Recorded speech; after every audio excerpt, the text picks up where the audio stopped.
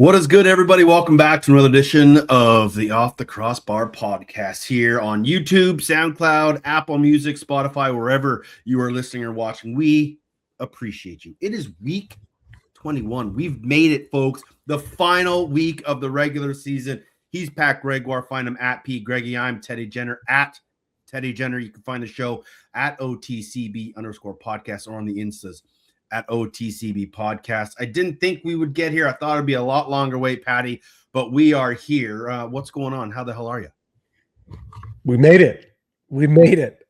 Part of me is a little bit sad because it means the lacrosse season is on its tail end. A big part of me, though, is fired up because not only is playoffs next week, I mean, it basically starts this week with some of these matchups with win and ins situations. Your prophecy of Vegas and San Diego coming down to the wire is coming true. Teams battling for home floor advantage for number one seed. Like almost every single game has some sort of significance. So I'm all sorts of fired up to get going and start talking about this week. Yeah, again, we've been talking about how amazing the schedule makers did and just kind of lining things up without ever knowing that it would come down to this. But, first overall is still up for grabs. Two home playoff games in the first round is up for grabs in the final two playoff spots with a win and in between Halifax and Ottawa. Man, it is going to be a fun weekend. You know how I always bust your balls about the weather in Ontario and how great it is out here? Yeah. You do like to do that, don't you? Currently, I'm looking outside. It's a gorgeous blue sky day. The winds are down. It's a lovely day outside. Yesterday, we had 2.5, 3 hours of constant pouring down rain and hail. It was one of the wildest weather days I've ever seen here in Victoria in a long time. It was crazy. Middle of April, and we had like an hour-long hailstorm. It was wild. So that's crazy. Don't think as much as I say, West Coast, best coast, it is. But sometimes Mother Nature just likes to remind us how good we have it by giving us crazy days like that. But it is up to 30 centimeters in Sask this weekend, so I'm not going to complain. I was just going to say, buddy, you've got a rude awakening waiting for you when you get to Sask this week. I haven't even looked at the weather for Halifax, to be honest. I'm just so excited to get there. We're pumped to find out that game has been flexed to TSN. So we're going to have a doubleheader. You guys, the West Coast crew is going to have that. It's actually going to be myself, Pete Dalladay in the booth. Mackie Jenner is going to be floor side. So they're taking our Halifax feed, putting it up on TSN. There might be some, additional coverage leading into the game. So if you are on TSN, stay tuned. There might be a little bit of a post-game show leading up to your guys' show in Saskatchewan. Obviously, still things need to be ironed out, but it's going to be an awesome Saturday of lacrosse. We only got the one Friday game, one Sunday game, but Saturday, man, oh man, we're going to find out a lot about the standings. It is going to be fun. The fact that, and we'll get there, the fact that when we get to our game in Sask, we'll know the seventh team to lock in a playoff spot because, as we said, Ottawa, Halifax is winning in. And then we just kind of have to see how the rest of the weekend plays out. But let's get a quick recap of week 20 in the NLL because it was a fun one. And it started on Friday as the Rock beat the Black Bears with Sam English slicing and dicing to his first NLL hat trick. The Vancouver Warriors get a fourth quarter hat trick from Jesse King as they escape the Thunderbirds, keeping their hopes for first overall alive. Then we got the Saturday where Calgary doubled up Oshawa as Colby Bowman sets an NLL record with a 1.44 goals against average for his first career win. And that's not just because he came in late. He played 40 full minutes of that game with a 1.44 GAA. The Wings got one final win at home in front of nearly 10,000 in an emotional farewell to the city of brotherly love. Buffalo stays hotter than hot with a convincing win over Rochester for their seventh straight W. And as wild as it seems, Patty, the Bandits can clinch first overall if a lot of things go their way. Colorado jumped out to a 7-0 lead and held on as the Rush's valiant second half comeback fell short. The Mammoth can win first overall with a win this weekend. And then on Sunday, San Diego got 6 points from Westburg and 32 saves from O-Rig to keep their playoff hopes alive down in Georgia. There was a little bit of everything and a lot of fun this past weekend. What do you take away, or what are your thoughts after week 20?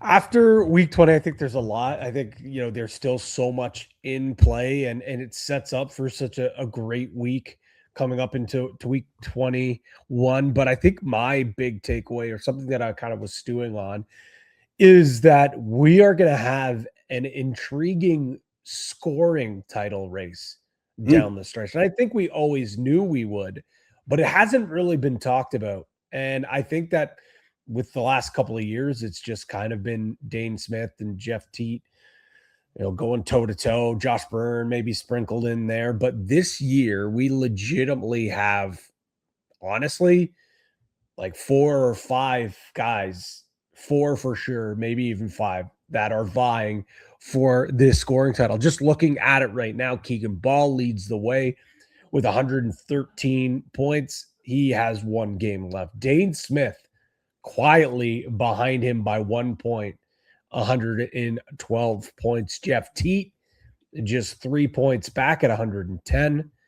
Josh Byrne sitting at 108 with 1 game left. And Connor Fields sitting at 108 as well, but with 2 games remaining. I think 5 of those guys there, maybe 4, but I mean, technically 5, probably only the 4, have a legitimate chance to walk away with a scoring title. And I think that's makes things all that more intriguing. I think it's probably going to help, or maybe not help, maybe muddy the waters a little more when it comes to offensive player of the year. Right. I think it's going to be a lot of fun. If we didn't have enough intrigue and interest with these games when it comes to seeding, playoff implications, let's not forget scoring title still very, very much up for grabs. They're really all up for grabs when you think about it. Like the goal race is pretty much between Andrew Q and Tanner Cook. Cookie's got a 2-goal lead over Q, and remember, Q's only played 12 games, and he's got 45 goals, 2 off the season lead. And then in the assist category, Lanch and Smith are at 75 points, with Ball and Byrne right behind them at 74. So that one's up the grabs. And then again, you mentioned the points one, which leads me to one of my big takeaways. And we've kind of been sort of just talking about, the different awards and things like that, Patty, but like, is there an award right now that you can already pen your guy in? Like, that's going to be the guy. I think rookie of the year is almost a sure lock. Goalie of the year is still kind of daubers. They haven't been playing as great as of late, so I think he's kind of lost that a bit. Like there's gonna be some tough votes. MVP, who do you pick? Offensive player. Again, we just talked about that. Goalie of the year, transition player of the year, defenseman of the year. You name it. Go down the list. Who's a guarantee? Maybe outside of CJ Kirst. I think CJ Kirst is really the only one, and I think the gap maybe is closing a touch. But when you look at just what he has been able to do away from the ball, is I think pushes him over the edge. 30 goals. Could potentially, lead rookie cause turnovers as a forward, the loose ball numbers. It's insane. After that, like, I think Brett Dobson probably has goalie of the year locked up, but he's got 2 games left. Let's just say he has 2 bad games. Nick Rose puts up a great game in Sask, and Christian Del Bianco shuts the door against Philly, then maybe it's not as sure as a race. I tend to agree. I think it's completely wide open. I'd maybe say general manager of the year, I think, is locked up with Brad Self of the Colorado Mammoth. I have a hard time putting up an argument against anyone else. Maybe if the Las Vegas Desert Dogs get in, you could give that award to Sean Williams. But you're right, Teddy. Outside of rookie of the year, I think you could still make a legitimate case for all those awards Mhm. for at least 2 or 3 different players. It's actually crazy. Yeah, and I know you're always kind of working with a live model of who your votes are going to go, but again, it's just continually changing from week to week of, how good these guys have been. And when you think about it, drop it in the chat or slide into our DMs. Let us know, is there anybody outside of CJ Kirst and maybe Brad Self that you have as a lock for an award winner this year? Going right now. You're right. Dauber's kind of got goal of the year, but if Georgia loses 2 and he gets pulled again, it could throw a wrench in things. Yeah, of course. I want to go back to CJ Kirst for a second because I got the stat up here now, and I know Mike Carvelis put a couple of tweets out there about rookies and loose ball and goal totals. Go to the Daily Dive page; it's got a great stat there. So it kind of got racking my brain as well, and we had an awesome board on this. Unfortunately, we didn't get to it on TSN, so I'll unload the clip now, and maybe you guys can use it this week on your show.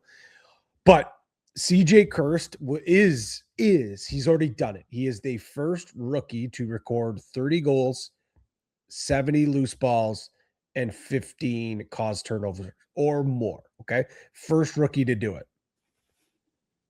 Only 5 players have been able to do it. So only 4 other players have been able to do it. Dane Smith and Lyle Thompson. Okay, you want to guess? Because I know, because funny enough, I looked up something very similar. Okay, let's hear it. And I only know those 2 because I went further. So I'll let you finish and I'll extrapolate. Go ahead. Okay, so you're right on Lyle Thompson, which is hilarious. He's done it 3 times. 2017, 2018, 2019. Okay. You guessed it with Dane Smith, did it back in 24. Yeah. Will Malcolm did it actually Really? last With season. PCLs? Oh, with Colorado. Yeah. No, last season with Colorado. Yeah. This is the one that blew my mind. Ryan Benesh in 2011. 30 goals, 70 points, and how many loose balls? 70 loose balls and 15 caused turnovers. Crazy. I couldn't believe it. I couldn't believe it, man. But I mean, he is a sneaky, good loose ball guy. Yeah. The cause turnovers thing was wild though. But yeah, I mean that is okay. So pretty extrapolating, yeah, and going further because I wanted to see how good CJ Kirst year was, and you mentioned it as a rookie, he's doing something nobody's ever done. So I wanted to compare it to just everybody, and I got to the point where it was the 3 of them. It was Lyle, Dane, and CJ. So I wanted to see how far I could go. So if he gets a few more, a little bit of everything, he'll join Lyle Thompson, who did this in 2028. 35 goals, 35 assists for 70 points, 90 loose balls, and 20 caused turnovers. So 35, 35, 70, and then 90 loosies and 20 CTOs. Only one player has done that, and it was Lyle Thompson back in 2018. So that's like, 4 or 5 years into his career, peak Lyle, and CJ Kirst is doing this in year 1. Nuts. It's nuts, man. It's crazy. It's absolutely nuts. It was on full display last week. And I find the games where he's not finding the back of the net, that's where you're seeing him be even more of like a weapon like that, because he told us this before, in games where early on the shot's not sinking for me, I got to find out another way that I can, have that impact. And I thought against Ottawa, he had 2 unbelievable caused turnovers. The one where Brett Noseworthy, just a little lazy looper, he's able to grab it, pull it back down, and almost scores a huge goal. Just he's so much fun to watch. And I think the fact we're seeing this much dominance out of him as such a well-rounded player in year 1, sky's the limit for this guy, man. Yeah. We were talking with CJ this week ahead of our game in Sask, and I just sort of asked him, I said, what makes you so good between the lines? And he said a lot of it extends from him playing at Cornell, and they had a thing called 21 plays. And he kind of went on and said it's to remember a Cornell guy who wore number 21 named George Boyardi.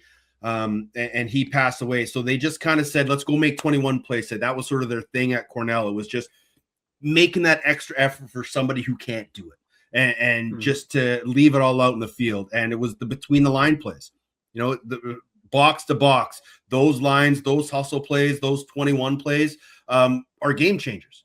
And he's brought that into the National Lacrosse League. And you can see it. Like Zach Currier, peak Lyle, peak Challen, the ability to go from front door to back door and make those plays.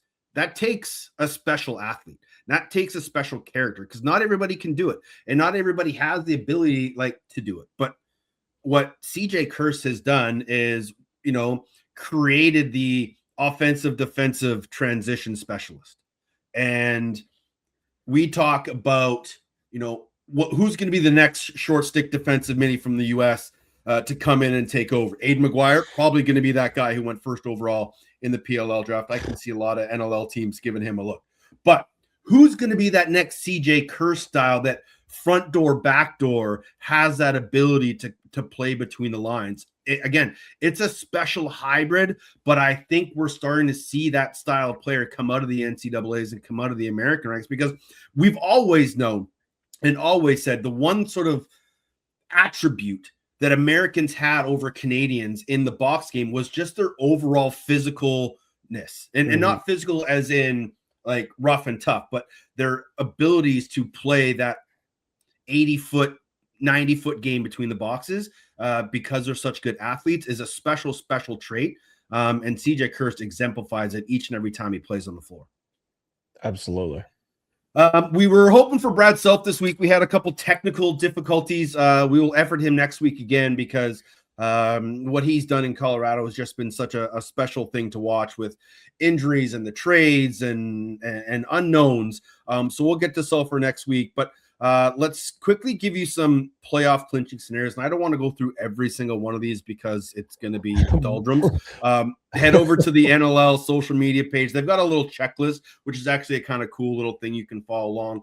But the basic bare bones. 4 teams are vying for the final 2 playoff spots. Halifax and Ottawa, one of those 2 teams will get one of them. And then Las Vegas and San Diego, one of those 2 teams will get the other one. So still some things to be decided out. 4 teams are vying to host a quarterfinal game. 2 spots remain. Saskatchewan, Buffalo, Toronto, Georgia, all playing for a home quarterfinal game. And then 3 teams are vying for the top overall seed. Colorado, Vancouver, Buffalo. Colorado gets it if they win. Vancouver gets it if Colorado loses and Vancouver wins. Buffalo gets it if they win. Colorado loses, Vancouver loses, and Georgia loses both. So a lot has to happen, but it's going to be a fun weekend, as we said. Yeah, I can't wait. There's so much still on the line for all those teams, like you said, which makes it even more interesting. I know, like some people are asking, like, oh, like are you going to rest guys? Are you going to play guys? Like, unless you're dealing with like a legitimate injury where you need to sit and get healthy. Teams are going to roll out what they roll for a playoff roster because I think this year, especially Teddy, like the top 4 seeds mean so much. That number 1 seed means even more than it ever has in the past. So I think it's super paramount. I think teams are going to be rolling with their best lineups. I think that unless guys are really, really banged up and need that night off, like maybe a Mark Matthews, like we saw last week in Ottawa, I think we're going to see a full slate of games that mean a lot to a lot of these teams.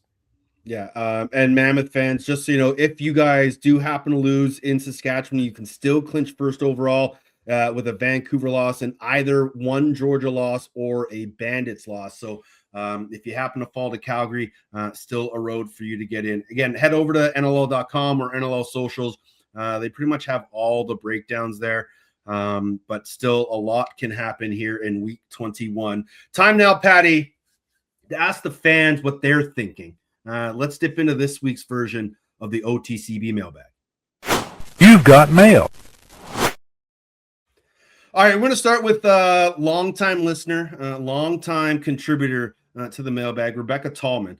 And what this means is we get to head over to our friend Graham Perro's site, NLLstats.com, and you can all join in for another edition of It Could Happen, as she asks, what do you think the final standings will be? So do it with us now.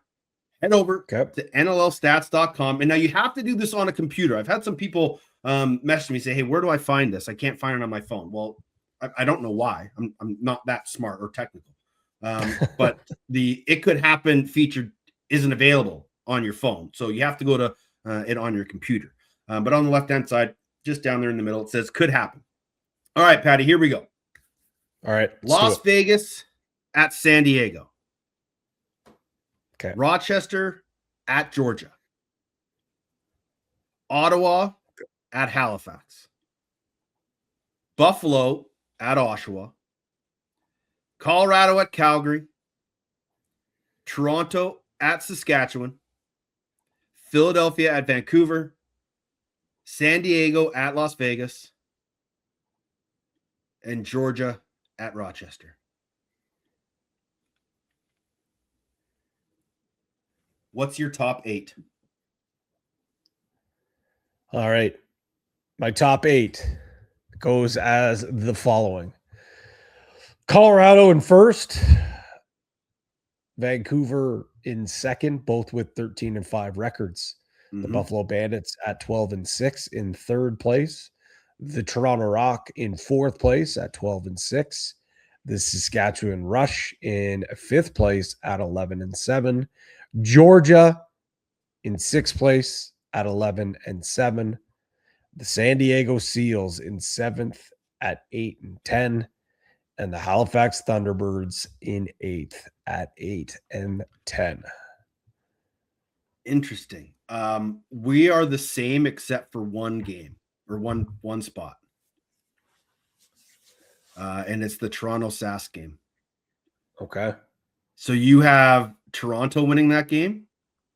I do currently. It might change before the weekend, but so I had Sask winning that game, and so that puts Sask in fourth, Georgia in fifth, Toronto in sixth, San Diego and Halifax 7-8. So we pretty much got it exactly the same, except for that Toronto Sask game, which flips a few different teams.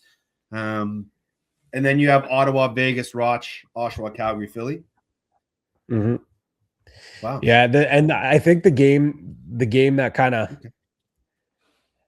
I've got Vegas winning on Friday night, and then San Diego winning. On I have it the other way around. So you have Vegas, San Diego splitting, right? You have Rochester, Georgia splitting. Yeah. And then you have Halifax, Buffalo, Colorado, Vancouver, Toronto. Yeah.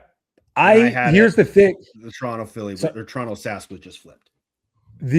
So here's one thing. I think if San Diego wins on Friday, they're winning on Saturday. Okay. I mean, I just think that Vegas, they got to have that first one. Vegas has to have that first one. And if not, then then if you're Vegas, then now all of a sudden you win that game. You still need, then you need to win both games. Yeah. Vegas has to win both to get in. Well, unless Georgia. Sure. That's the only other one. Really help themselves.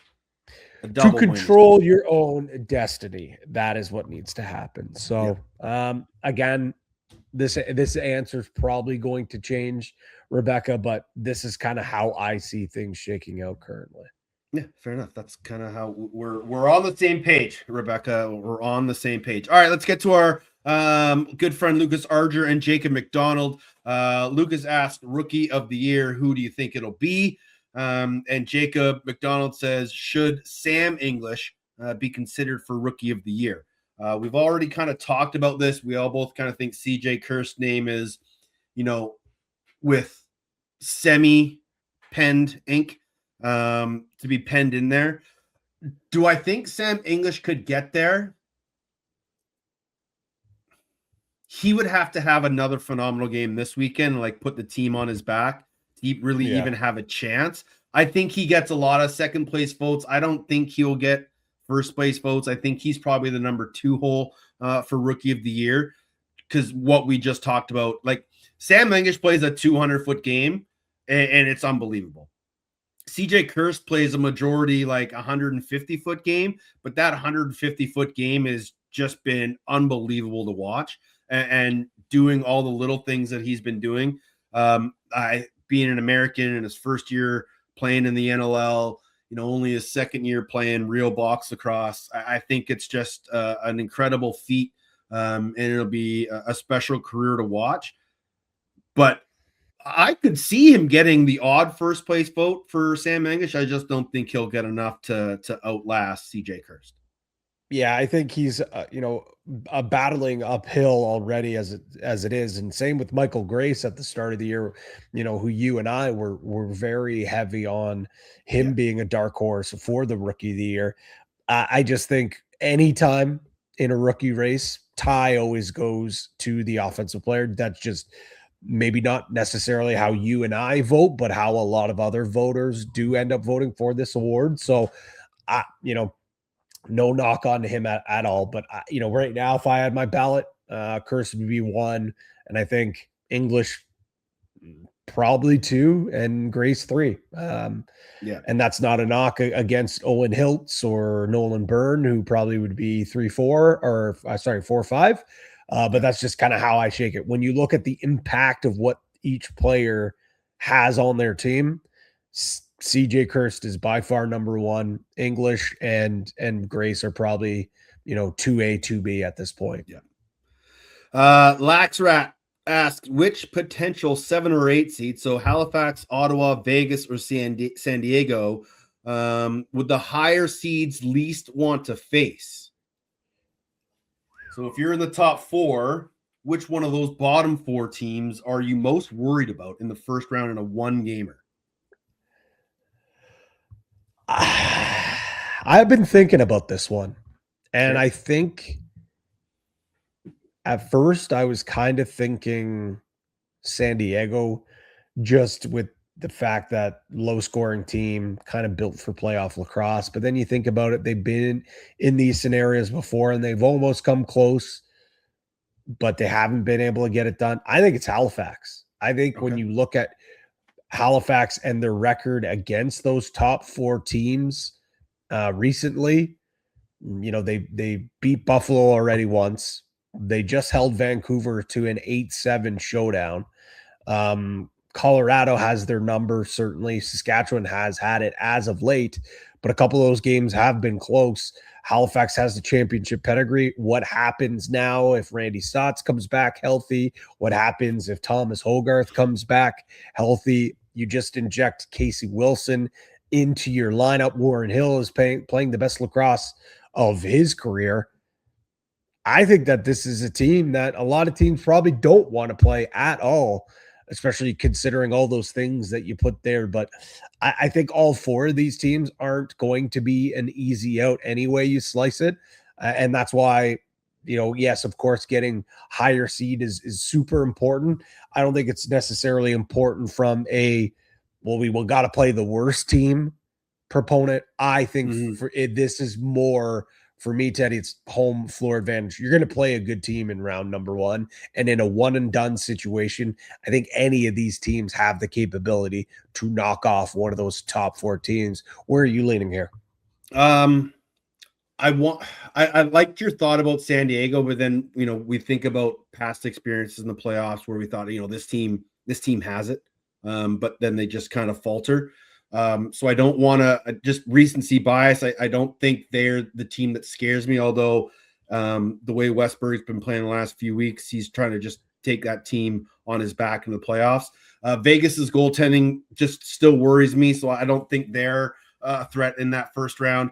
I'm gonna say Ottawa, just because we know Higgy can just go out of his mind and shut a door. And if we get playoff Jeff Teat, which we haven't seen before in the National Lacrosse League, I think he will find another gear just because he hasn't tasted that success yet. So I think Ottawa is going to be the team that will give teams the toughest go in that first round, just because they can play a low scoring game. They can play a high scoring game. They can run in the track meet with you if they want. And so, for me, I liked your thought of, and you got me thinking, like, is Randy Stotts or Thomas Hogarth going to be ready? Like, have the birdies been telling you anything, Patrick? But I would say Ottawa is the team that I would be most fearful of in that first round. And that's a great answer as well, Teddy, because when you look at you're welcome, buddy. When you look at the teams that they've beaten, Saskatchewan at home, Buffalo on the road, Colorado on the road, they've proven that they can go toe to toe with some of these teams. And that's what Dan McRae a couple weeks ago, told me that they said that the internal belief is there, the proof is there. Sure, they're not in a great spot with a 4-game losing skid, but the work that they did earlier in the year has allowed them to have fate in their hand. They've never had this before. So that's why I said I don't think you can really go with the wrong answer here. I think you could spin zone yourself into picking any 4 of these teams. And that's why I just don't really think that there is an easy matchup for any of these top 4 seeds. Our good friend Graham Perro, and this kind of stemmed off of our chat with Steve Priolo about what stats could the NLL add in, and he says that the league should look into splitting loose balls into offensive and defensive zone loose balls. I don't hate the idea. I'm not sure what it proves. I guess defensemen are usually picking up loose balls in their zone anyway. Offensive guys are generally picking up loose balls in their zone anyway. So I'm not sure what the differentiating factor in that would be. But again, we want to continue to expand our stat reach. So this is just an option by GP. What are your thoughts? I love this, and I'll go one step further. I would love to see it tiered in 3s. I think offensive loose balls, defensive loose balls, face-off loose balls. And then face-off loose balls I like. That one. And then you can still have overall loose balls. So it's like you could still be the loose ball leader of the league with overall loose balls, but there's a caveat of offensive, defensive, and face-off loose balls. So that's kind of where I lean on it. I think I like that. I mean, in basketball, you see offensive boards, defensive boards, but then you also have that overall leader as well. So I Wiz is at 208 loose balls, but he's got 287 face-off wins. So how many of those loose balls are coming off of a face-off? Yeah, and the other thing is, let's not just poo-poo on the face-off guys. It's also the guys who are on the wings at the line. That are getting easy loosies with their face-off guy, just a little quick pick and pop and rolling it directly to them, besides just them winning it to themselves. So I love breaking it off, at least at bare minimum. I think face-offs, loose balls off of face-off, and then the other loose ball stat. But Graham brings up a great point. Maybe you have OD and face-off loose balls. Okay. I'll go with it. Last one this week comes from Spencer Conley out there in the 585, enjoying himself a garbage plate and a Jenny beer. He says, this is only the second time that Rochester 2.0 has missed the playoffs. What needs to happen in the offseason for them to get back in next year? I'm going to start with this question, Pat. Does Randy Mearns come back next year as head coach? I don't know. I actually don't know. Okay. I don't necessarily think that, obviously, the proof is in the pudding saying like he has to be there.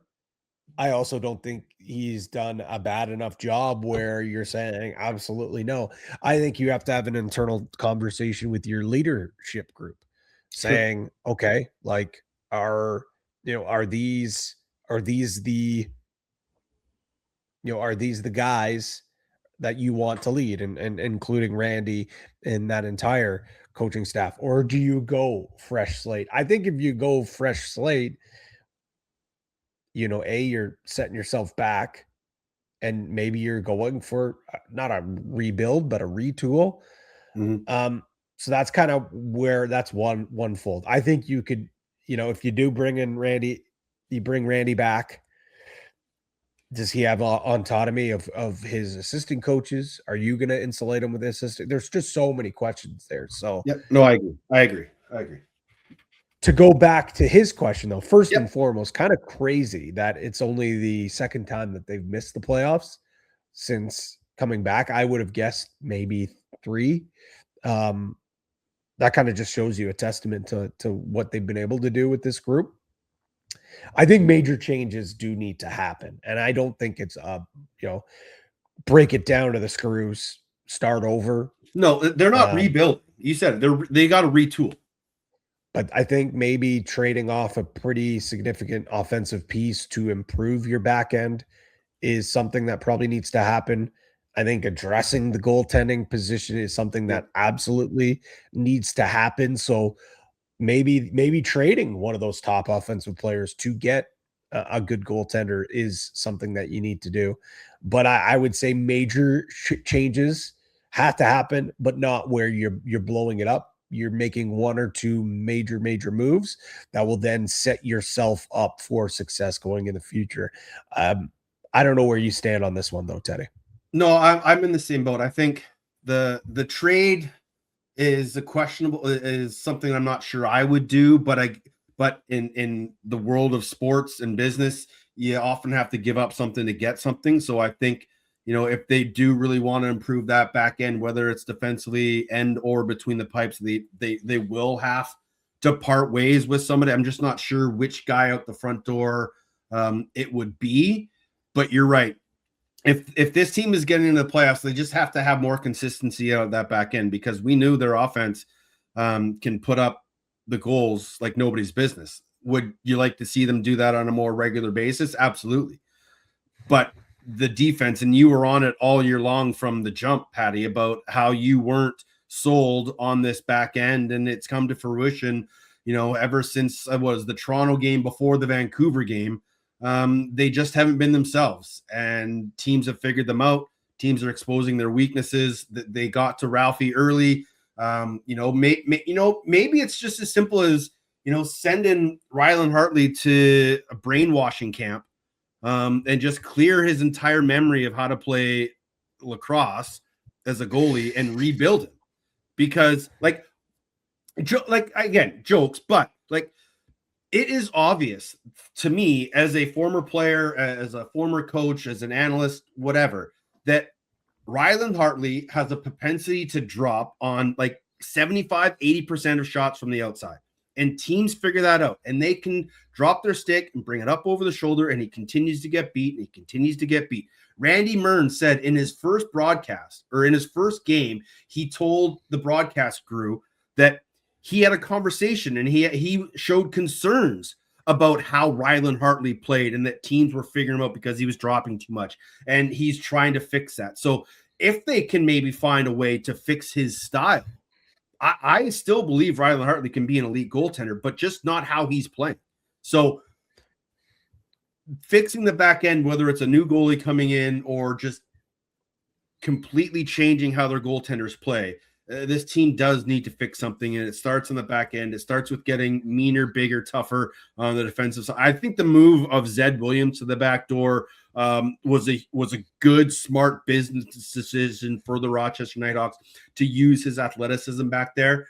I just think they need more of that. So, Spencer, I think you can see this Rochester team in the playoffs next year. I agree. I don't know what Dan Carey and the Seneca Nation ownership group will do from a coaching standpoint. We've heard rumors, we've heard rumblings, but nothing with that in any real context, just speculation. So I think the biggest offseason move, one, figure out who's coaching your team next year. That's the biggest thing in this offseason. If it's Mernsey or if it's not, you have to find out, you got to find the right coaching staff for this group. And then you reassess and decide, okay, if we are going to part ways with somebody, what are we trying to get back, and where do we need to improve the most? So it's going to be a very, very interesting offseason for Dan Carey and the Rochester Nighthawks. As mentioned, no Brad Self this week, so no Goalie Factory guest of the week. But as always, go check them out at Goalie Factory _ on Instagram or goaliefactory.ca to book your session today. They help goalies of all ages become complete athletes and improve their game through weekly camps. In Langley, BC, they have elite one-on-one coaching across the Lower Mainland and even some online coaching you can access anywhere. They focus on technical skill, athletic development, and building the mindset it takes to perform at your best. We will have tons more, hopefully, with Brad Self next week. But let's get into week 21, Patty. Oh, boy, is this going to be fun. 3 days of lacrosse. Every team is in action. 2 double headers, 2 games of the week. I am excited. It starts Las Vegas and San Diego. We're going to kind of just lump these double headers into the 2 games in our discussions. Simple question. For Las Vegas to win, what is going to be the key? They're going to need to solve this defense and Cristo Riglieri, who's been playing really, really strong. I think that is probably the one battle within the battle. You're looking at one of the highest potent offenses in the NL going up against a stout defense and a very good goalie. A defense that likes to play fast, likes to put pressure, not afraid to clutch and grab, and they're not afraid to take some penalties to set the tone either. On the flip side, though, they need quality goaltending because although San Diego's offense has been a bit of a struggle at times, you mentioned it, Westberg is starting to heat up at the right time. That whole right side is starting to heat up at the right time. They still cannot figure out what is going on with their left side. Guys coming in and out of the lineup, but you add another Kavanaugh now into the lineup. I think this San Diego team still can score the ball, maybe not as an elite rate as they once did. But if you're giving an edge to San Diego offense or, Vegas defense / goaltending, I think you give it to San Diego. So you need good enough goaltending if you're if you're Las Vegas, but you also, that offense needs to show up. You've emptied the bankroll. You brought in free agents. You have returning players that can score an elite clip. Now it's time to show up against a good defense in a big time moment. That is what needs to happen. I know you picked San Diego to clinch, even though you split, but what makes you believe? Is it just the fact of the matter that you pick a split and San Diego has the tiebreaker, or do you feel like there is an edge here for the Seals? I don't think I think it's a split because I think these 2 teams are just so they're pretty evenly matched. They both play. They love to play between the lines.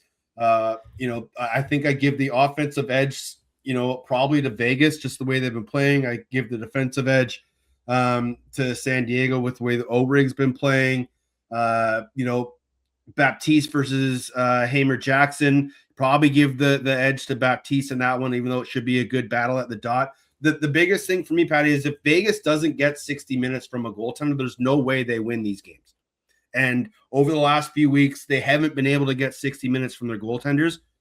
And that's why I feel San Diego will pull this one out. I think it's going to be a great chess match between both coaching staffs and how they manipulate the game, between whistles and use their timeouts and all those things. But I just feel that San Diego, as great a job as Willie has done orchestrating and building that team through the offseason and even midseason, bringing in guys like Blake and Crowley and Sonnen, they've done a really good job of continuing to better his lineup. Just the one area they haven't been able to do that is between the pipes, and that's still the area that gives me the greatest concern. I just can't see a way where Vegas wins both of these games. If Vegas somehow wins both these games, it would be the first time San Diego has missed the playoffs in franchise history. It'll be, last year they were 7th, just kind of found their way in. They've generally had a home playoff game in the first round since they've been in the NLL. Do we start to see Pat Merrill on a hot seat if they don't make playoffs? Yeah, I think has to be, right? He's been the one constant of this group, and I think I would argue on paper this is probably one of his weaker teams that he's ever had before. But he's Mhm. also the general manager. This is also on him as well to build Yep.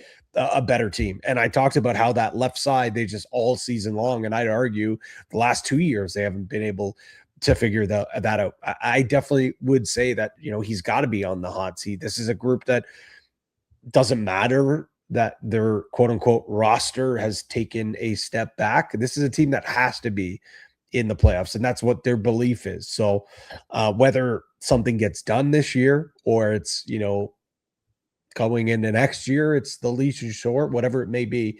But I you got to feel like that seat is heating up if they fall. I think the seat is heating up even Already. if they make it in. I think it is already, and I think it will heat up even more. They make the playoffs and they get bounced in a one and done. Sure, sure. Um, Rochester and Georgia, they'll play a double Saturday, Sunday. This is, man, again, this is another matchup. Like, okay, so how do you break down, who wins the O, who wins the D, who wins the goalie battle, all those little breakdowns. Who has the edge in this game? These games, even. It's really tough because I think Rochester, although they don't have anything to play for, I think that's a really proud group. I think Mhm. this is a group that recognizes they've been through a lot, and I think they want to end the season on a positive note. They want to play spoiler, and I think that when you look at this matchup, for how good defensively Georgia has been and how athletic their defense is, if there's going to be an offense that might be able to expose it with some great ball movement and that can match the speed, it's probably Rochester's offense, right? Mhm. Am I saying they're going to, put up a 13 or a 14 spot on Georgia? No, but I think they might have a little more success than some other teams have had this year. Yeah. I know in Georgia though, their offense has struggled immensely. This is a huge spot, not just to make sure you get a home playoff game, Teddy. This is about starting to feel good about yourself going into the playoffs. I think there is there's a chance that Rochester can have that, but I think Georgia, it is a non-negotiable. This is where, okay, Rochester's defense has struggled, their goaltending has struggled. Georgia, if you can't get the offense going here, what the hell are you going to do in the Yeah. playoffs? So that's kind of the battles that I'm keeping my eyes on. I don't know where you stand on this one. Yeah, no, I think again, like same thing for Vegas. If Rochester's going to get a win in this game, one of their goalies has to play 60 minutes, and Brett Dobson is going to be probably pretty fired up. After he had a slow start in the game last week. I think he's going to want to try to continue to get better and better moving into the playoffs. This team just needs, I said it about Vancouver a few weeks ago. I just need them to show me that they can play a solid, strong defensive game. And they've done that the past couple weeks. I need this Georgia team to just assert their dominance. I need them to be a complete package from front to back. Their offense has struggled at times, but we've also seen them be very successful. And I think this is an opportunity for them to do that against a Rochester team that's out of the playoffs. There's some chaos in the hen house, just with everything up in the air about how next season is going to look, with all the things we kind of talked about. You got to kick a team while they're down is essentially what I'm saying. And I want to Yep. see Georgia be able to do that. I want to see Lyle Thompson just kind of take over. I want to see Shane Jackson get 3 on the power play and add 4 assists throughout the game. I need J-Mac going between lines. I need Jacob Hickey to continue being a long-legged gazelle running up and down the floor in two-way action. Like, just show me you are a top-tier team that you guys have been flexing and talking about being all year long. I thought they were going to miss the playoffs. I'll eat that crow. But now show me why you're going to be a team that's in the playoffs and a team to be feared. And this is a perfect example. It's never easy to beat a team back to back, but if you're going to be a team that's going to win a championship, you're going to have to do that at some point in this playoff run. And now is the time to show it. Now is the time to show up. And I think Eddie Camo will have this team kind of licking their chops at the sight of what's to come. Brilliantly said. Oshawa at Halifax. It's your game of the week. Yourself, Pistol Pete Dowday, and the golden child, Mackie Jenner. Win and in. It doesn't get any simpler than that. Both teams know what's at stake. Both these teams know what's on the line. Is there any way this game isn't fantastic?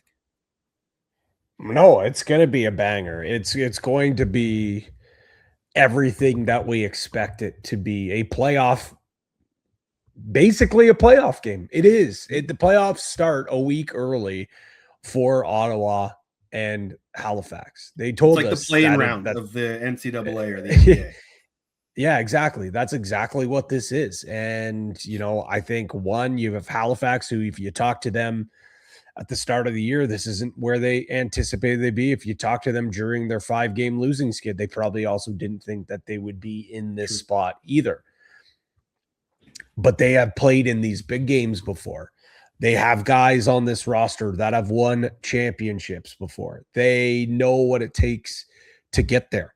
On the flip side, this is the first time this Ottawa Black Bears, New York Riptide, whatever moniker you put on this team, this is the first time that they've had destiny in their own hands. This is the first time they have a chance to punch their ticket into the playoffs. This is the first time Jeff Teat can have, a playoff moment or a big moment to push him into the playoffs. You look at history is on Halifax's side. They have that experience. They not only 10-0 against the Riptide and Black Bears all time. And they have dominated this franchise. But as Dan McRae told us earlier this week, it's time to buck some trends. It's time to break through. It is this group's time to shine. And he believes that, he couldn't have two better guys leading him into battle with Jeff Teat on the offensive side of the ball. And, having a guy like Callum Jones out the back door, he feels super, super confident.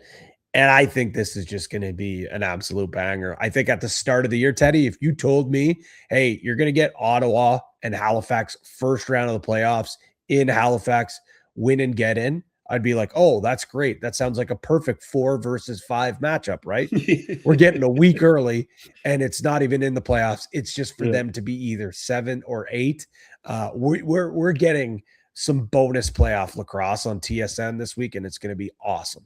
Yeah, I love it. I love the fact that we did flex this on the TSN, because an all-Canadian matchup, win or go home, it doesn't get much better than that.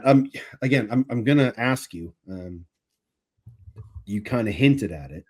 Is there talk, scuttlebutt, rumors, rumblings that either Stotts or Hogarth could be back this weekend, next weekend, anytime soon? Nothing? Okay. Not this week. Not this week. Ooh, I think this week. Not this week. Ooh, that's the messaging that we got. Not this week. It's let's win here and then keep our season alive so we can even have these conversations about maybe these two guys coming back in the future. But this week, absolutely not. Zero chance we see either of those guys play. We didn't think we would see Casey Wilson play this year at all. What did you think of his first National Lacrosse League game? Obviously, there were some nerves early on. Took him a while just to kind of get his feet under him, but scored his first NLL goal on a nice outside shot, and looked comfortable once he was comfortable. I think he's something that this offensive group has missed, with just the pure athleticism and the speed. And yeah, guys like Clark Peterson are fast on that, but like nobody quite has the jab step that he has, and the ability to turn on a dime like that, the ability to stay and play, or the ability to go out the back door. And I think we might see a little more of Casey Wilson unlock this week. I think they were really concerned with not pushing him too much when it comes to with the knee coming back into it. I mean, the fact that he practiced like twice before getting into that game. So, just getting even used to the spacing and the playbook and everything like that. So, I mean, I was kind of surprised to see him go out that front door, to be quite honest. But I mean, this is a guy that played predominantly offensive, throughout his minor career and into junior. It wasn't really until he went to Denver and for an opportunity for him to play. It's like, well, maybe I'll have to play a little bit deep midi. That's just how good of a lacrosse player, how good of an athlete he is, that he has been able to turn himself into a two-way player. Does that mean he's going to be a forward for the rest of his career with the Thunderbirds? I'm not going to say yes. I'm not going to say no. I think that's just the beauty of the type of player that Casey Wilson is. He can go out the back door. He can go out the front door. He can kind of rover all over the place, but it's something that they're missing on that offense, especially on that right side. I know Peterson, like I said, he's still quick, but he's a facilitator. He's that number one. And then you got other guys that are more of crasher and bangers, like a Bomberry, like a Keogh on that right side. So I think he's the perfect spot for him. And just keep an eye on this. Is no discussions with coaches or anything like that. But like I saw what the Toronto Rock were able to do with a guy like Sam English against Ottawa. I would not be surprised if we see some similar plays, some crease vacates, some one-on-one isolation plays for Wilson to see if they can use his speed and his agility to their best. I mean, I just talked a lot about Casey Wilson. If anyone knows Casey Wilson better than anyone, it's you. What did you expect in his first game? How'd you like him? And how excited are you to see that we even got to see him this year, right? Yeah, I was so happy that he got to play. When the trade happened, I was happy for him because I knew how much it meant to their whole family, and to Mark and to Casey and to Max, and of course their third triplet brother, Clark Peterson. We just got to get all three of them on the floor at the same time. I was wondering where Mike was going to play him, if they were going to deploy him, both ways. But they just felt that they needed a little spark on offense, and so I liked him playing out the front door. I definitely can see him being a two-way guy, but with Wiz back there and with Terry back there, I think they kind of have that kind of covered, so it allowed them to use Casey in that front door role. I could see him being a front door, back door kind of reverse transition guy. When we talked to Matt Sawyer this week, and we just, what makes English so good going both ways. He's like, well, just, think about it. Like, English played a lot, mostly front door in junior, and it was only until when he got to the Oakville Rock with Matt Sawyer that they tried putting him out the back door just to see what he could do. And so, you have to find ways to use these guys' athleticness to the best of their ability, but also where they fit into your team. So, if Halifax goes out and gets another righty in the offseason and they can move Casey to the back door, I think that would suit him just fine. But I think putting him out the front door took a little pressure off him, and actually, kind of saved his legs, because he said he'd only played a couple practices. So by not making him play a 200-foot game, you can kind of just ease him into things. So I thought it was a very smart play. It almost worked out for them in getting that win against Vancouver, but I could definitely see, maybe even this week, but next year, them using Casey in a 200-foot game just to take care of all points of his athletic ability. Buffalo at Oshawa, I can see this game being an absolute drubbing. I could also see it being a very physical, chippy affair. We saw, Alex Simmons getting fired up after, the cross check late in that game against Calgary. They're definitely a team that's pissed off at how their season went.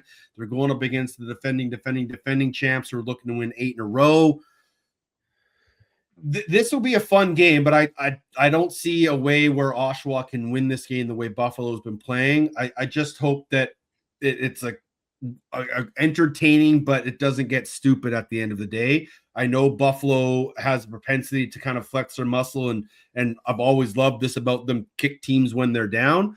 But I just hope it doesn't get stupid at the end of the day, and Buffalo can keep on this winning path. Well, I mean, Buffalo and Albany / now Oshawa, they've always played tough games. Obviously, you go back to the finals. When you think of that, though, it's like, okay, well, the Bandits had the better of them in that series. But when you look at these two teams, and I think they actually met in a playoff series previous to that. I think they're 3-0 against them in the playoffs, but they're 4-4 against each other during the regular season. Like, think about some of those early regular season games where Buffalo walked into Albany and, Albany hands them a loss, or Albany then returned into Bandit Land and silenced them early on in the season. And I think that just for whatever reason, this Albany team, now Oshawa team, matches up pretty well with them, and they're going to be playing for a lot of pride. I think a lot of guys recognize that their jobs aren't exactly the most stable coming into next year. There's a chance that they're going to really want to shake things up. It's braver than brave night. So obviously those guys are going to be playing with heavy hearts, playing for Tucker, playing for their community. I no doubt think that. I also think from all indications, Teddy, it sounds like there's going to be a good chunk of Buffalo Bandit fans there. As it should be known. Standing room only. This is actually going to be a full-blown, full-on. And that's the best part. It's like going to be like Roch, right? Like when you like Roch always, or in the games in Roch, like Buffalo always brings a couple hundred fans. They bring a couple hundred fans to the TCC, man. That place is going to be bananas. Yeah, it's going to be rocking. It's going to be great. And like I said, the final edition of the Tucker Cup for this season. So if you want to get involved, I don't know if you've seen, Teddy, yet the Oshawa Firewolves revealed their Tucker Out jerseys. They look awesome. Dyson Williams was actually on CP24 here in Toronto, showing them off. If you want more information, go to oshawafirewolves.com. You can bid on those jerseys. I'm sure there'll be some other merchandise and other ways you can donate. So at the end of the day, yes, it's a rivalry game, but this is also a very important game for the Williams family, for the Oshawa lacrosse community. It's pretty crazy full circle moment. The organization, the city where Tucker played minor lacrosse, where he grew up, they are going to have a Tucker Out Lymphoma Cup game right in his backyard. Yeah, it's going to be a special night. It'll also be, Buffalo and Scott Lawford are sort of the ones that initiated the Tucker Out Lymphoma night. So it'll be a very emotional night for them. With Bandit fans in tow, it'll be a great environment. As emotional it will be as much, teams are playing for. I just think Buffalo has a decided edge in this one. They just continue to flex their championship muscle each and every week, and again going for their 8th straight win and a chance to host and be the number 1 seed. Like, would you have ever thought this was happening going into that game against Halifax, where they were, or the Rochester game, and they were a goal away from, it was in Sask, or so it was in Buffalo against Sask. They ended up winning in overtime. And that's when they were like, if we lose this game, we're going to be sellers. If we lose both of them this weekend, we're definitely sellers. And since that moment, they haven't looked back, and they've been winning ever since. Like, a chance to be in the number 1 seed was unfathomable to me 6-7 weeks ago. Well, just even think about it. Back on, I think it was Valentine's Day, Mackie Jetter's debut on play-by-play on TSN. They won that game. They beat Halifax, a 10-11 game. Sure, they lose to Vancouver the next week, but it's like another close 11-9 game. And then that was the look at yourself in the mirror moment for this Bandits group. They said, okay, like, that's 2 really good games in a row. We split here. What do we want this season to be? We know that this is it. If we don't win both these games, guys could be on their way out. Steve Dietrich could be picking up the phone and trading Kyle Buchanan to, I don't know, let's say Ottawa.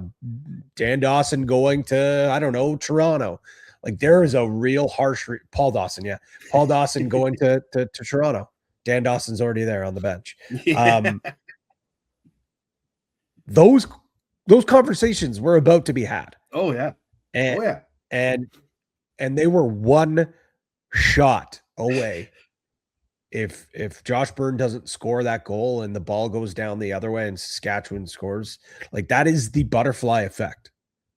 Who knows what happens? But since that moment, they have been on a roll. They're back to being the bad old Bandits. And I know they're not the odds-on favorites to win the NLL Cup right now on Coolbet. I don't know how you doubt this group right now with the way they're playing and with the way that they've been able to show that when push comes to shove in big games, they find ways to win. The second game of the week on TSN will be our game. Myself, Brad Chowner, Chantal Chand out there in Toontown. Rock versus Rush. It's crazy to me how successful Toronto has been against Saskatchewan over the last few years. It's crazy to me that Frank Giuliano just has terrible numbers against the Toronto Rock in his career. I think what did I say? He's like 1-9 against the Rock. He's 1-10 against the Buffalo Bandits in the regular season. Like, he just doesn't play well. Conversely, Nick Rose is like 6-0 or 6-1 against Saskatchewan. It's going to be an interesting battle. They already played a few weeks ago in week 17, and Toronto had the advantage in that one. And you said it in our group chat. You said, you know what, I think if there's one team that can match the transition and speed defensively of Saskatchewan, it's the Toronto Rock. And they proved that, and they proved it over the last few years against this club. The status of Mark Matthews is still up in the air, but you called the game last week, and you kind of felt the same way I did. Their offense just didn't seem to have the flow that they used to. And we asked that to Matt Sawyer, and he said, well, when you think about it, we had like 20 shots off cage. We had, a half a dozen offensive zone turnovers. Like, they just weren't playing well, and they weren't getting the shots to drop. Is that the Mark Matthews effect? Is there too much pressure on these young guys offensively without him? I don't know if there's too much pressure. I just think it's you don't have your quarterback there. You don't have the guy that, calms things down on that left side. You don't have Mark Matthews who drives down the lane. And it's a little one-handed flip for Owen Hiltz. You don't have him talking to CJ Kurse, telling him things that he sees. And no knock on, Isaiah Moran Weeks. He's a fantastic lacrosse player, but then he jumps up to a 3. And now he is seeing more shifts. Now your depth is a little bit lessened. The right side, I think, came up with some big plays and some big moments with Dog with some goals and Bushi coming up big. I just think that, yes, they're going to have to find, if Mark Matthews is out for long term, the lefties are going to have to figure out, okay, who's driving the bus here? How are we able to generate offense on that left side? So I do think it is missing Mark Matthews. Do I think it's possible for them to have success without him? Yes. It's just, how do they go about doing that is going to be the question. And I want to ask you here, is it more important for the Toronto Rock to get home floor advantage so they avoid having to play a team like Buffalo or Georgia in the first round? Or is it more important for Saskatchewan, nothing to do with seeding or anything, just to get some confidence back into that locker room? Yeah, it's the latter. For me, like, this Saskatchewan team was 10-1, Pat. Crazy. And you could have we were already saying, okay, the NLL Championship's going through Saskatoon. Like, book your tickets now. And now all of a sudden, the fact that they could lose these 3 games in 6 of the last 7 and not have a home playoff game just blows my mind. And Derek Keenan couldn't really put his finger on it. When you look at it, just how many 1-goal games they've lost over this stretch. They've been, outside of that terrible start against Colorado last weekend where they're down 7 bump. They were challenged in the second half. Everybody challenged each other in the second half, and they ended up winning the rest of that game. But this team is just like Bambi on ice right now. They just can't find their footing. They can't find a way to get games over the finish line. And that's not what we're used to seeing with the Saskatchewan Rush team. They've played, I think it's 15 guys have played all 17 games for them. They're like the second most consistent team offensively.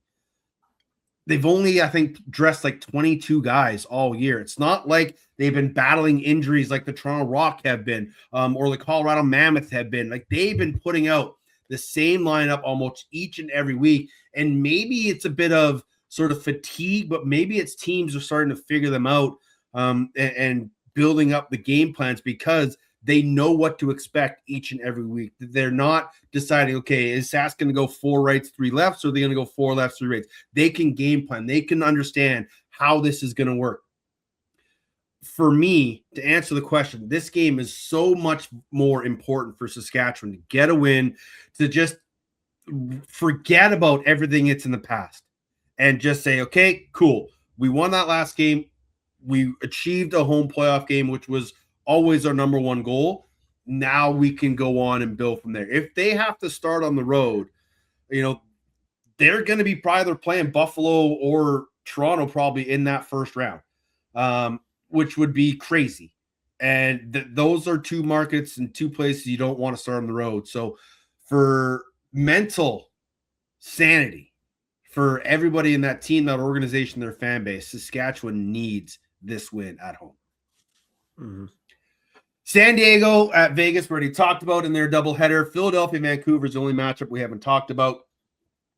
I want to give a lot of credit to Ian Rubel, Paul Day, Tracy Kelusky, and that whole staff, because you know what? Has the season been great? No. Have the last season been great? No.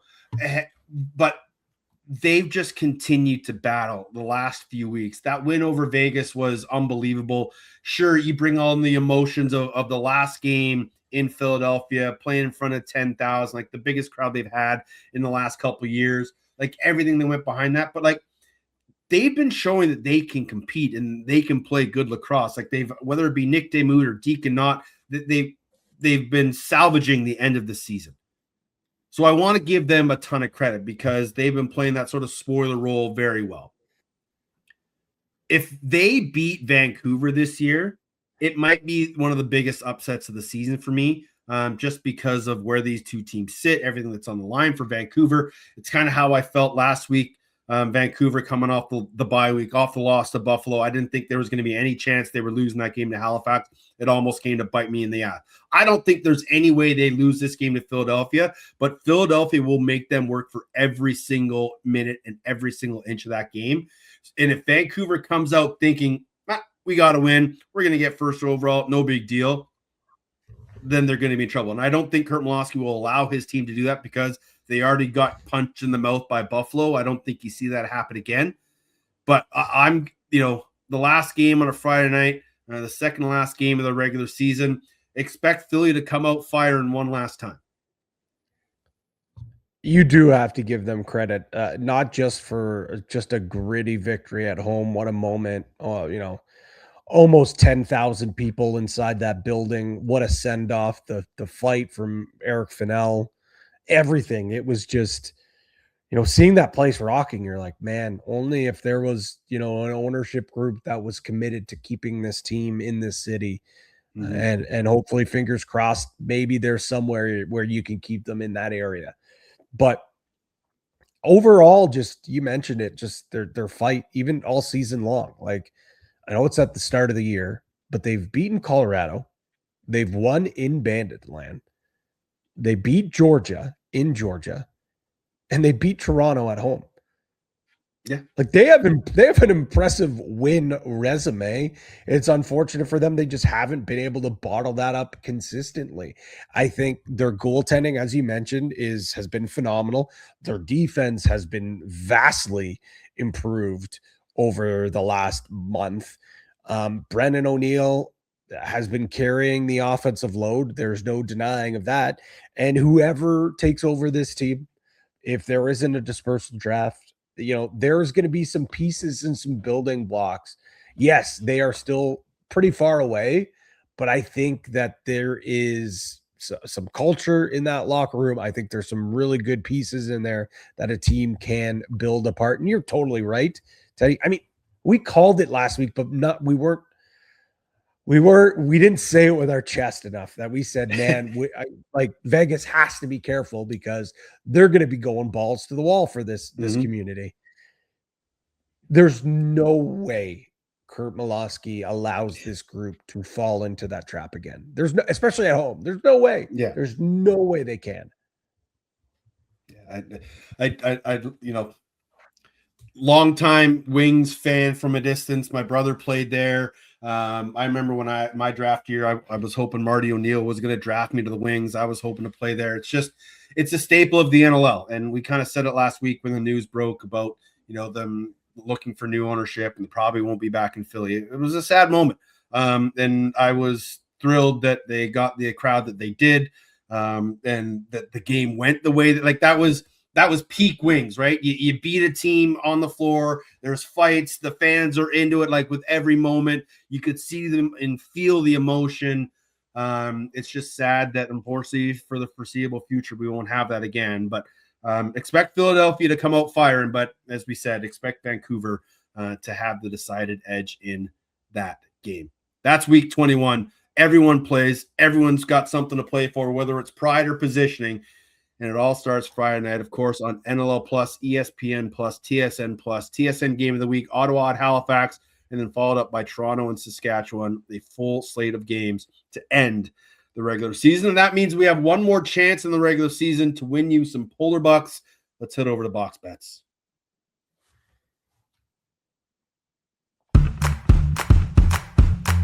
Time now for Box Bets, your source for all the lines, odds, and props from across the world of lacrosse. Brought to you by CoolBet.com. Stay cool, bet responsibly. Hey, we're having a good day, lads. And we're still in the mix, baby.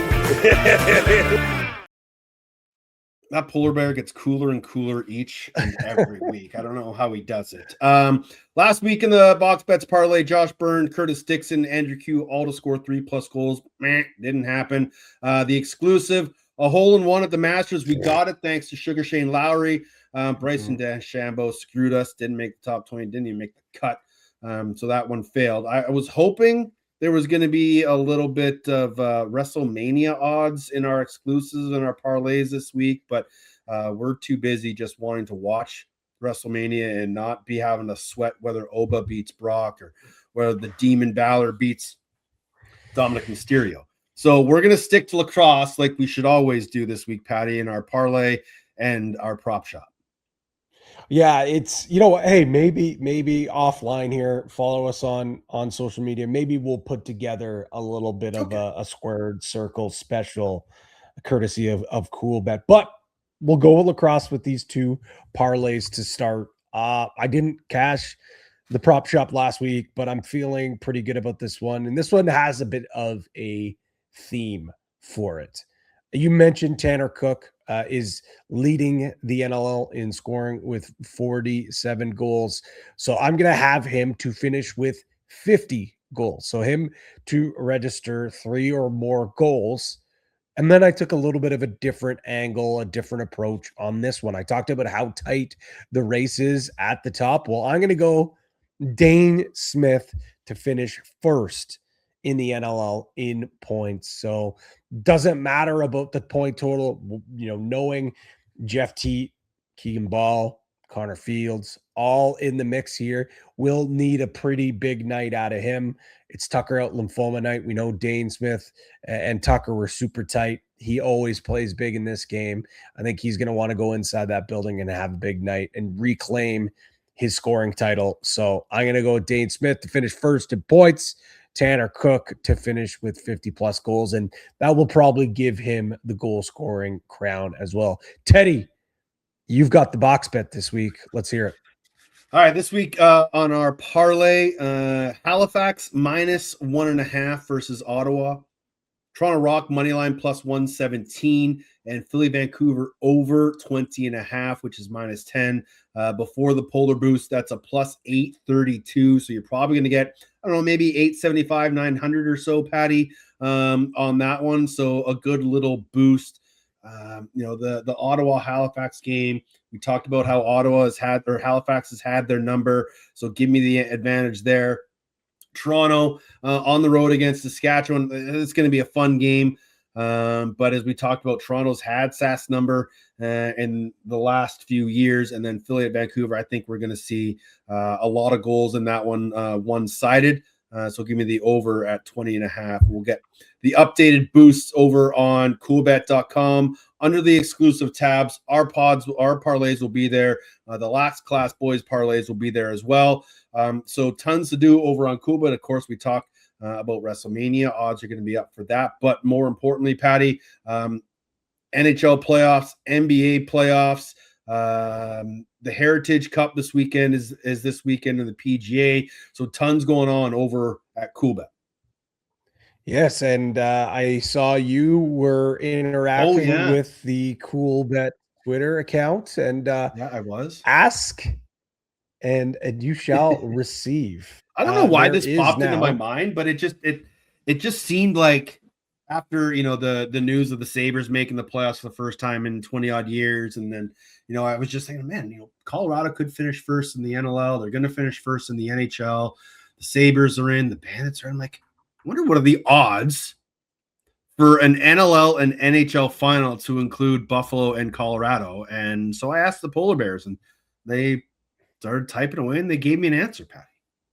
Yeah, they got it. So both the 2026 NHL and NLL finals to feature Buffalo against Colorado, 375-1. That is a big boy bet. Teddy, you like your juicy bets. So let's just say five Polar Bucks pays out $1,800. $1,880 to be exact. That's some good spending money right there. Yeah. So long shot. Check that out. Yeah, a little bit of a long shot. So if you want $1,800 in your Coolbet account, throw a little $5 on there. You might have to wait a little while, but that is in there in the exclusive tabs. Like Teddy said, you can find all of our partner parlays down over there. And yes, we'll have WrestleMania odds. Of course, if you are our friends in Manitoba, we've got UFC Winnipeg odds there as well. So again, as always, head over to coolbet.com. If you haven't joined Coolbet, no worries at all, but make sure before you do put that deposit in, hit the little green deposit button. And then there's that bonus as well. Type in OTCB and the Polar Bears will double your first deposit up to $200. Terms and conditions obviously apply as well. But of course, Teddy, let's flip things around here. Okay. As we like to say, stay cool. Bet responsibly. Nicely done. Thanks, man. Just quickly, I'm looking at the lax class parlays, and I got to applaud Larger because I like a good number. He's got an even larger parlay. Again, this is under the exclusive tabs over on Coolbet. For NLL Week 21, Nolan Byrne 10+ points, Donville 9+ points, Jeff Teat 5+ goals, and Ryan Keenan 4+ goals. And that's 350-1. And then Jumbo's big parlay, 2 goalies to record a point and 2 games to overtime. That's 115-1. So I like the fact that people are jumping on my let's go big or go home and adding some juice to some of these big parlays. It doesn't look like Connor Kiernan is going to get us our future parlay. We came close. He's going to have a big game against Halifax. Yeah. He's going to have a bit of a career game. I think he needs 4.5 goals for us to hit that final future parlay. But it's a bit of a sweat, but we'll get there at the end of the day. Before we get out of here, a couple things just floating around the news. Shout out to our boy Dan Lomas being inducted in the High Point Hall of Fame this weekend. Not a big Danny deal. Dimes, no big deal indeed. So shout out to him. Congratulations on being a Hall of Famer of the Panthers. This news has been coming out like all week. Lacrosse 26, the video game, will be released April 24th on Xbox and PS5 platforms. Mike Straw had the news. He was on with Big Mike on the Daily Dive today, I believe. You can follow him at Mike Straw Media. He's been kind of following this. We've all been pining for a video game. New release, Casey Powell 18, I think, was the last lacrosse video game that came out. It will be a field lacrosse game. But they are using like motion capture and utilities type programming. It's another lacrosse video game that's going to be out there. I've seen some of the gameplay. It's kind of your standard field lacrosse. I'm not sold on it. I'm kind of sad tromboning it already. No NLL or PLL rights, I believe, are attributed to the game, so it's going to be fairly generic. And jokingly, there is not going to be a fantasy mode where you start as a lacrosse player and then become a financial banker down on Wall Street. That's not an option, and nor is the option that you become the best player in college lacrosse and then become an NBA starting forward, like Pat Spencer. That's not an option. But if you are a lacrosse fan, a video game is going to be released soon on Xbox and PS5. So stay tuned to @MikeStrawMedia and keep your eyes open April 24th when that game will be released. And then finally, some sad news here in Victoria in the Western Lacrosse Association family. Skip Dick, also known as Harry Dick, a longtime supporter of lacrosse here in Victoria. If he ever came to a game at the old Memorial Arena, at Archie Browning, at the Q Center, Skip Dick was an icon and a staple. He was always there, seated in his seat with his Indigenous drum, banging along, getting the fans motivated, keeping the energy up in the Q Center. He was larger than life. He did so much for the community here in Victoria. He was the co-founder of the Indigenous Friendship Center that allowed and helped people find homes when they were struggling, gave them food, allowed students of Indigenous cultures who were coming to Victoria. Stephanie pointed this out to me the other day, that he would go to the campuses where they would hand out all the phone books to students, and he would go into the phone book and he would highlight his name so that the students knew how to find him and how to connect with them, so that he could help them just adjust and tell stories, and just make sure that everyone was taken care of. And one of my greatest memories of Skip is he was, he always started the chants and things. It was the first time I ever heard the chant "Warm Up the Bus" at a lacrosse game when I was a kid and I was little. And whenever a game was out of hand, you could just hear him in his deep bellowing voice, "Warm up the bus," and then everyone would just start kind of chanting it and building it, and he would bang his drum along with it. And it's not going to be the same. There was a great ceremony for him yesterday. It was standing room only. People were standing outside of the longhouse to celebrate a great person, a great man who will be forever missed. And Shamrock games won't be the same without him. But thank you for everything, Skip. You were a great man. Always had a smile on your face. Always brought a smile to your face. He would be greatly missed. So rest in peace, Harry Skip Dick. Anything else, Patty? You looking forward to? I know you fly out. We both fly out tomorrow. But anything else that's crossed your lacrosse mind before we get out of here? Yeah, just want to obviously extend my condolences to you and the entire Victoria Shamrock community. I know that's a big loss, and I never knew Skip, but you heard countless of stories. And again, this is just another great example of the lacrosse community coming together when when they needed a helping hand. And it sounds like Hayden Yearbury on that note is making some positive strides, but doesn't mean he's out of it just yet. Still in such a big fight, for his life. So if you can continue to donate, I know they've hit their goal, but continue to donate, continue to support, continue to pray, continue to send your positive vibes. This is going to be a long road for Hayden and his entire family. So I want to just again tell him and his entire family and that community there that we're thinking of him, that he's in our thoughts, and we know that he's got this. Yeah, you can head over to, I think it's rmberards.com, their website. I think that's where you can find information to help donate to Hayden Yearbury's fund, or you can maybe just go onto their social media pages. Again, 15% of every $20 t-shirt goes to the Yearbury family. And as Patty said, anything helps, whether they met their goal or not. This is a long road for the Yearbury family and for Hayden. So just so you know, Hayden, we are pulling for you. You got this, my friend. And as soon as you're back at a lacrosse game, I know you'll have that big smile back on your face. That's this week's show, everybody. Appreciate you tuning in. We're going to try to effort Brad Self again next week. Hopefully the Gremlins aren't in the system and we can chat with the Colorado GM, but it's week 21 in the NLL. Everyone is in action. Everyone has something to play for. It is going to be a ton of fun starting on Friday night. So if you do go to a game this weekend, take a friend. If you take a friend, take two. Buy a beer. Lacrosse friends and beer, the perfect trifecta to end the NLL regular season. Find him at P. Greggy. I'm at Teddy Jenner. The show is at OTCB_podcast or on Instagram at OTCB podcast. Until we speak again, stay safe and be excellent to each other.